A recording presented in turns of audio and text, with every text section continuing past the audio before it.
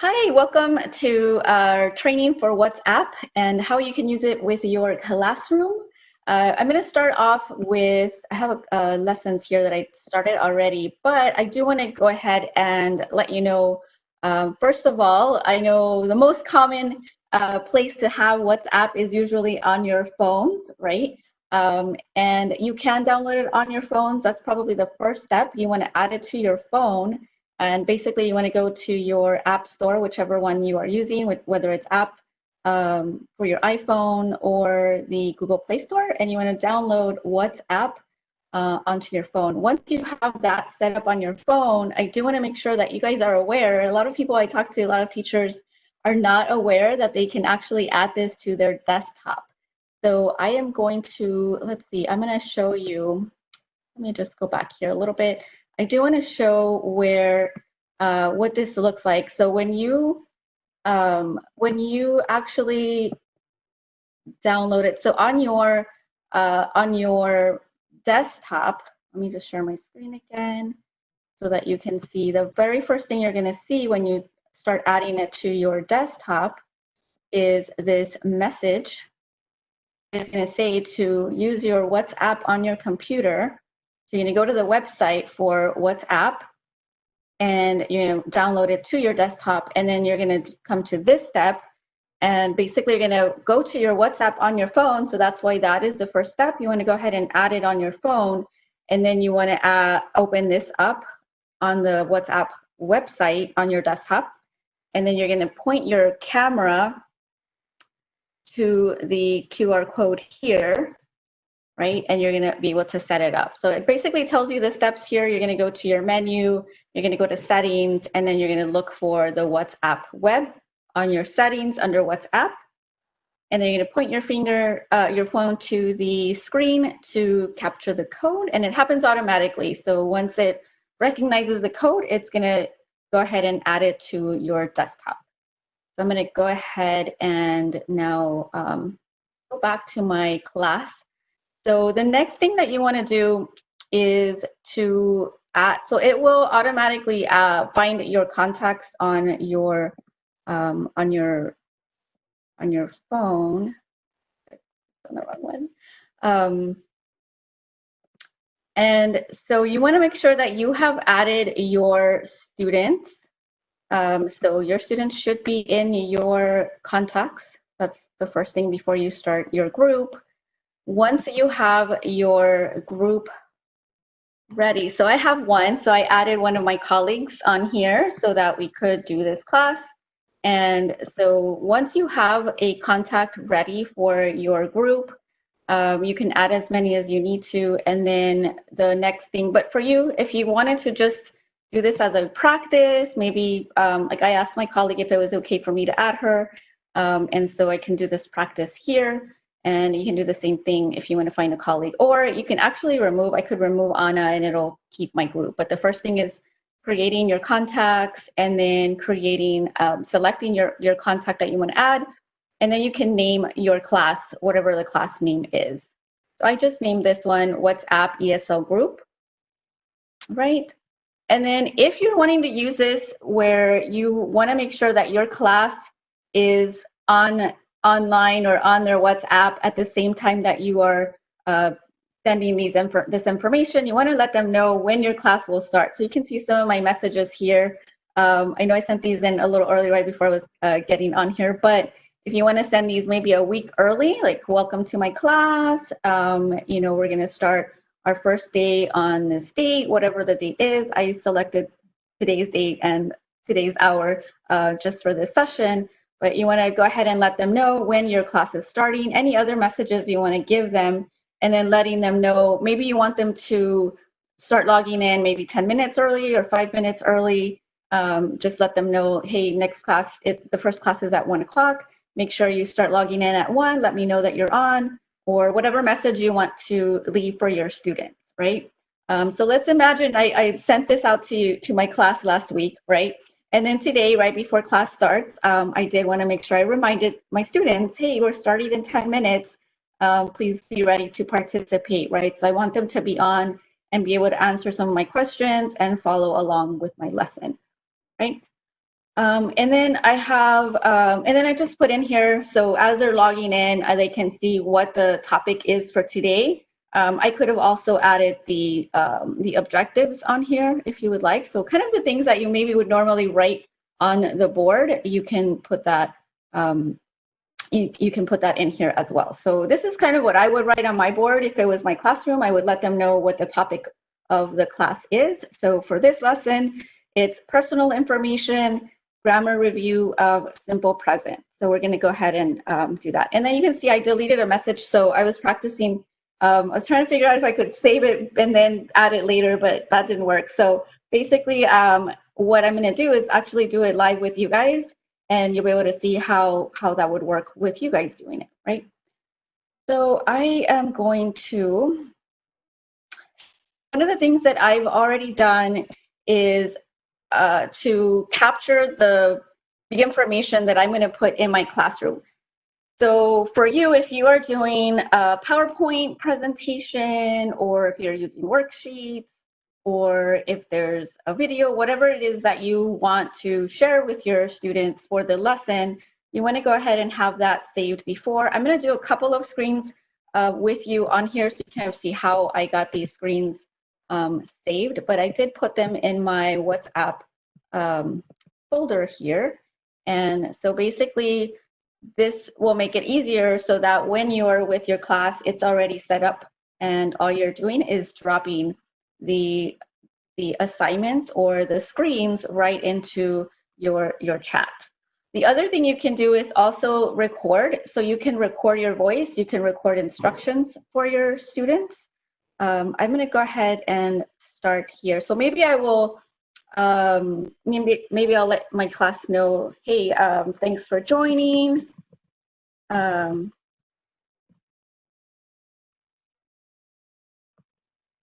Let's get started. Right, so this is the prompt for my students so they can see, okay, maybe they had their phones nearby 10 minutes ago, 5 minutes ago, they're ready to go. And so now I'm letting them know I'm about to start. So let's, pay attention, right? So, so I'm just letting them know, hey, I'm getting started. And then I'm gonna just pull my slide. So I have an image here of my slide. And when I hover over into my WhatsApp application here, I can just go ahead and drop it. And I can add, I can add instructions on here. I can add a title for the slide. My slide pretty much has everything on here. So I'm just going to go ahead and add it. So you can see this little, to me, it looks like a little paper airplane to send. So you can see how easy that was to add this on my file, which is the reason why I pointed out at the very beginning, you want to definitely add this to your desktop. It's going to make your life so much easier because you can just drop in your lessons and activities and worksheets right into the application. So basically this one, I can ask them to read. So a couple of instructions. I could maybe tell my students, please read the objective. It pretty much has only one. And the example, right? So I can just tell them, like, take a look at this slide, read it. This one doesn't have a whole lot of things to do with it. I could also maybe record, so I can record actually on my phone a message, which is what I was recording earlier. But on your phone, you have this microphone as well. So I don't know if you can see at the bottom of the screen, but there is a microphone on your phone as well. And so you can just record into it.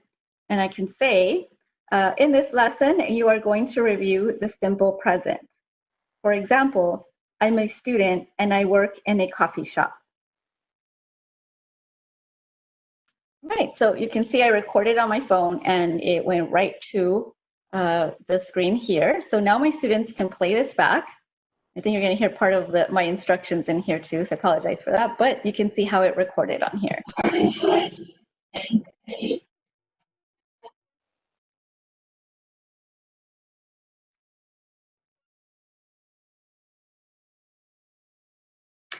Right, so you might decide you want to do this so that they're not only reading along, but they're also hearing the pronunciation, right? So now they heard you read these sentences, read the objectives, and they're able to hear it, right? You could also ask them, if I had actually Anna on the line, right, my student, I could tell her, hey, can you please read the objective and the example, right? So she already heard how I said it, and then she could come on, she can do the same thing on her phone, record in this lesson, you're going to review the simple present, you can add it to the thread here, and then I can play it back and I can hear her reading it and her pronunciation. So that's just another example.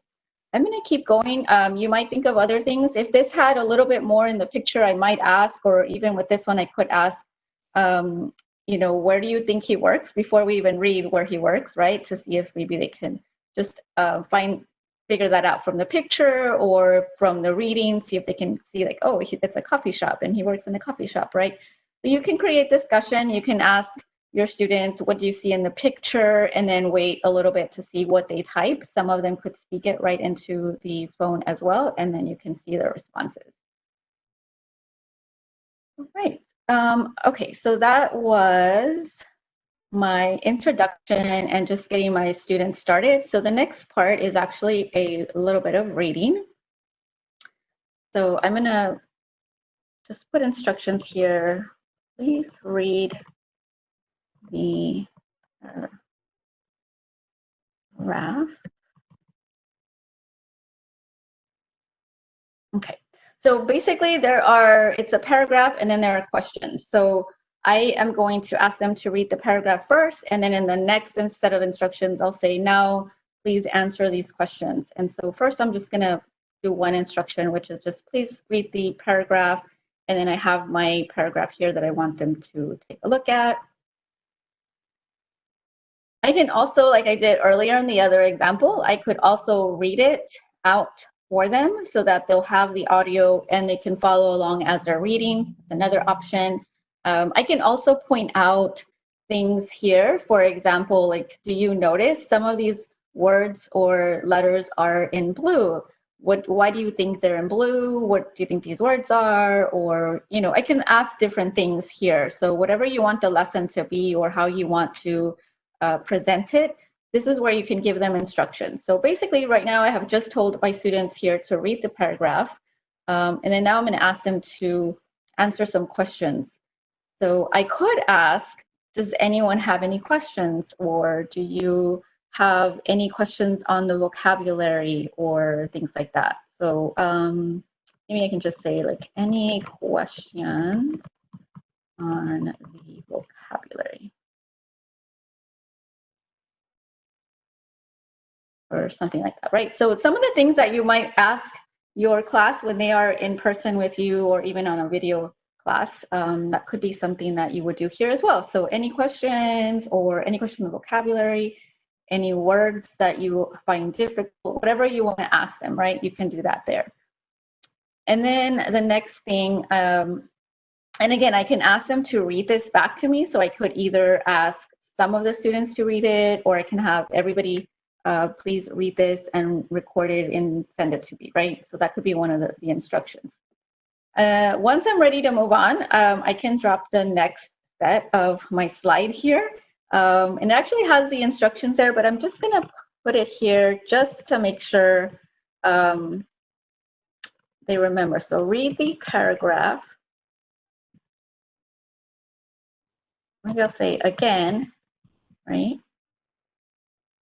So they know that these questions are tied to that paragraph, right? Just to make sure. Then answer the question. Okay, I'm going to go ahead and add that. Maybe I'm going to put these questions instead. Okay, so now they have the questions. The other thing that I could have done here was maybe just type these in one at a time, right? Like I could have just put, so who are Marisol and Amira, right? And I can just type that in here. But again, I just wanted to kind of show you again how easy it is to drop these images in for you. Or like I said, you could type these questions. I could type, who are Marisol and Amira? So let's just do this again. Do this, you know, you could tell them all the questions, right? Sometimes, like when you give them a worksheet, they see all the questions, right? and now you want them to give you the answer specifically for this one answer. Let's see, for this question. So who are Marisol and Amira, right? So we're going to put that in there just so that it gives them time to really look at the question, go back and look at the paragraph, and then they can start either typing the answer, or if you want to ask them to verbally tell you the answer. All right, and so then I would pause. At this point, if I had students on my call, I would see students starting to answer, right? So you can see that thread, what their answers are. And then I can go on to the next one. And then I can say, what do they do at the Center for Adult Education? Right? And so on. So then the next one I would type in would be number 3, where does Amira work? Right? And again, imagining that they have already answered on here, and I can see some of their answers. They might have questions. They can ask you questions. You know, you could ask other questions other than what you had already prepared, maybe just to make sure that some clarifying questions, making sure that they are understanding what the questions are and the information. Right. Let's see. And the last one I have here before I go back and show how I save these is just the grammar. This is the grammar point that we talked about in the objectives. This is what we are this is what we're learning, right? So the first part was just introducing them to this, and now we're really going to break it down and look at what is the simple present. We've seen some examples in the paragraph, and now we're going to talk about what those really are and how they work, and really remembering that this is a review. So imagining this is a group that you are already, you know, you have seen this with them already, and this is a review of this. So this is not the first time they're seeing this. This is not an introduction to this grammar point, but really a review. So, so again, here are the grammar rules, some examples, and so I'm going to go ahead and send this. I can ask them to maybe write in some of their sentences. I can ask them to read these and record it and then send it in. So there are different activities that you can do with this. But I do want to go ahead and show you how I set this up in my folder. So I am going to go to, all right, so you want to go to your PowerPoint, right? If you have a PowerPoint, you want to go to your worksheet, whatever it is that you would like for them to work on. So if it's a worksheet, let's just pick out a worksheet here since I'm here. All right, so now I have my worksheet here, and so let's imagine this is the end of class, right? And so I can say, all right, for homework, please complete this worksheet. Or if you want to do it together in your group, you can do that as well. So, you know, whatever instructions you want to give your class, you can do that here. All right, so here's the worksheet. I wanted to make sure that you could see that it could be any type of file. It doesn't have to be a PowerPoint presentation or an image, right? It could also be a PDF or for a worksheet. All right, so that lesson that we were looking at was a little bit higher level, but if you want to kind of see what some of the other levels might look like, pick a lower level. So let's go to this one. And now I can't see my app. All right, so basically here, let me minimize this. Maybe I can see it. So you want to take a screenshot of whatever your image is. And I can't seem to get it from here. There it is. Okay. So I am using this application for screenshots, but you can, you know, do your screenshots on your keyboard, or if you have a different app for that. This one is from TechSmith, and it was called Jing. I don't know if they've changed it, but basically it just works exactly like a screenshot. So I'm just going to take a picture here of my screen. And then what this application allows me to do is if I want to add any wording on here, I can type whatever I would like. read out loud and record in WhatsApp. You know, whatever you would like to write, you can do that here. So I'm just going to leave it as is, but I did want to show how I added these to my my folder, right? So again, this is what you want to do before you start your class. So I'm going to click Save. And then here's my WhatsApp folder, and I don't remember what this one is called. So this one's listening and speaking. So whatever you want to name it, I'll just put, all right, speak or speaking activity, just going to call it something short. And so now I've added that to my folder. I'll go ahead and close my screenshot. But again, any screenshot tool that you are already using, it works the same way. And then you want to just save it in your folder. So you can see this one added my speaking activity here. So again, that's where I'm going to pull it. So that's how I added all of these others in here. The same way you would add a PowerPoint or worksheets or anything else that you would like. What else? Oh, I did have a worksheet also. So I have my worksheet here. I already added my worksheet here as well. So this is my worksheet.